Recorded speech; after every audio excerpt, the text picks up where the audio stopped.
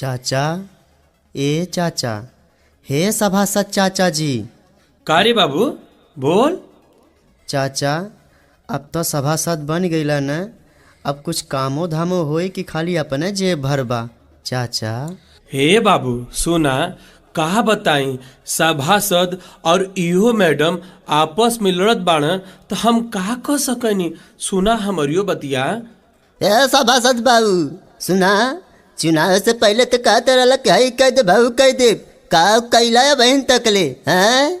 हे दादा हमार बात सुना, होई सब होई, मगर कहा बताई ई हमहन के दिक्कत बा या इहो मैडम को या चेयरमैन साहब को कुछ समझ में नहीं आवत बा।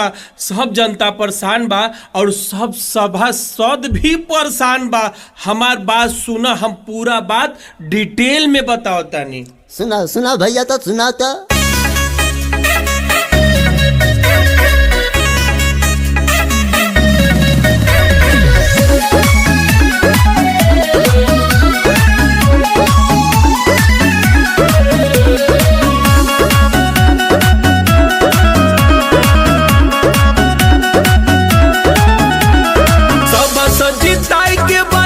चाचा भैया,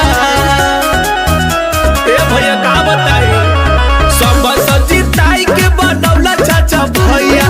कैसे करी काम जब मिले ना रुपैया, कैसे करी काम जब मिले ना रुपैया। यो जब सभासद के सुनत नहीं खे भैया, यो जब सभासद के सुनत नहीं खे भैया। कैसे करी काम जब मिले ना रुपैया, कैसे करी काम जब मिले ना रुपैया।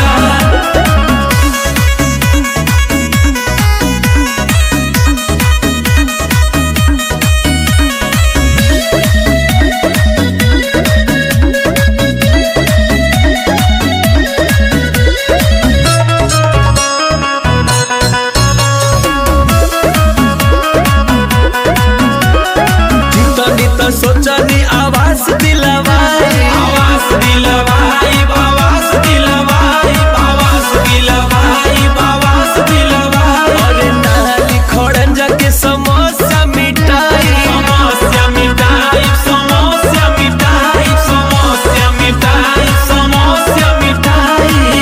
अरे भैया का बताई, जब ईओ साहब और चेयरमैन साहब आपस में लड़ते बड़े तो हम सभासद परेशाने बा। सुना जितनी तो सोचनी आवास दिलवाई, नाली खोड़न जाके समस्या मिटाई।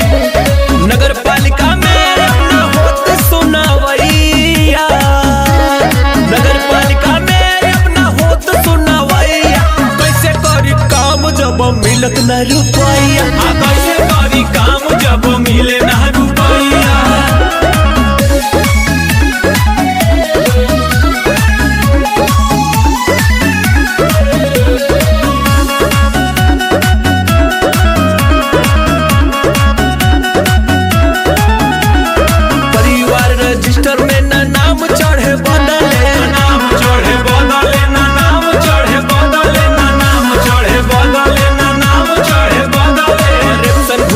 खोर के बोल वाला छावले, बोल वाला छावले हो, बोल वाला छावले, बोल वाला छावले हो, बोल वाला छावले। ए भैया लोग बहुत जल्दी सब मामला ठीक हो जाई, और ठीक हो जाई ना तो जल्दी ही सबकर विकास होई और हर जगह हर चीज पहुंची। सुना परिवार रजिस्टर में ना नाम चढ़े बदले, करेक्शन घूसखोर के बोल वाला छावले। चेयरमैन साहब के अपना सूझत कुछ उपाया, चेयरमैन साहब के अपना सूझत कुछ उपाया। कैसे करी काम जब मिलत ना रुपैया, कैसे करी काम जब मिले ना रुपैया।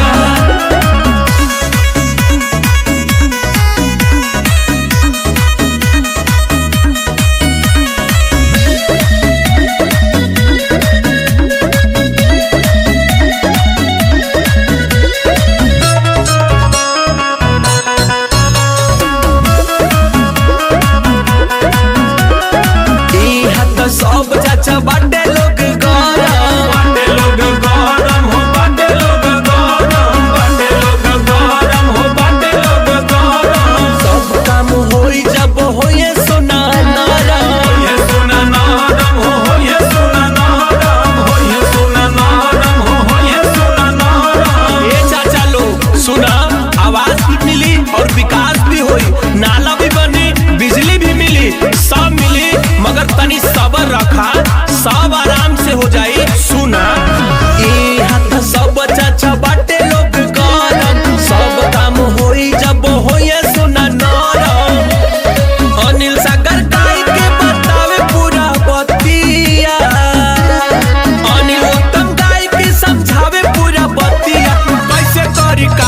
जब मिलत ना रुपैया कैसे करी काम जब